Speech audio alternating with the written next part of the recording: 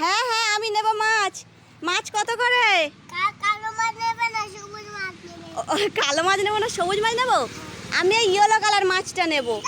Yellow colour. ওটা yellow colour? কোনটা yellow colour? হ্যাঁ ওটা। ওই ইয়েলো কালার মাছটা কত? 200 টাকা? তা দাও, ওটা দাও। আমার কাছে এই 100 টাকা আছে, এটা নাও আর ওই মাছটা দিয়ে দাও। 200 টাকার কমে দেবে না? যা, তাহলে তোমার আর মাছ খাওয়া হবে না।